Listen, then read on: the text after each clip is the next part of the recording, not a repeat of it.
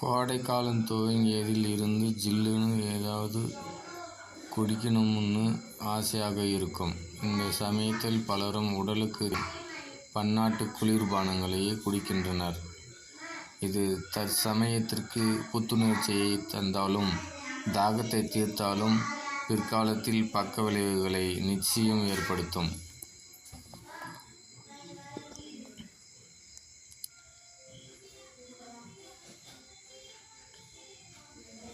இது போன்ற பன்னாட்டு குளிர்பானங்களை குடிப்பதை தவிர்த்துவிட்டு பழச்சாறுகளை குடிக்கலாம்.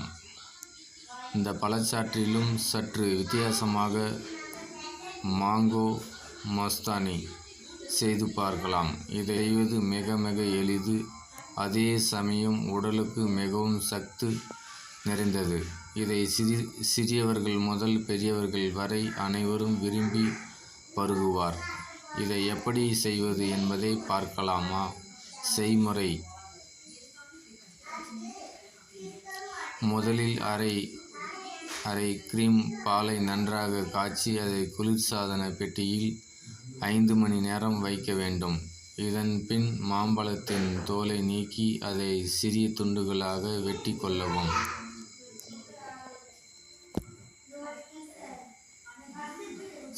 சுவையான மொறு வாழைக்காய் சமோசா.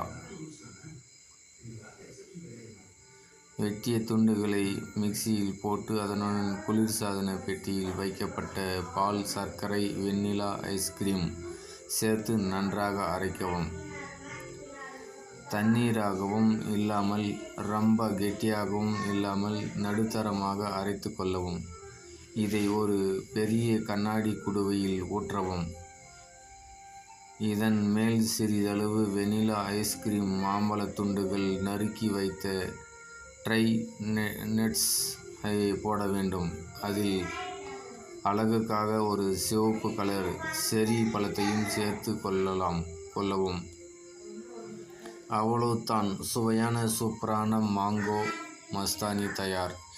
இதை மதிய நேரங்களில் வீட்டில் செய்து அனைவரும் பருகலாம்.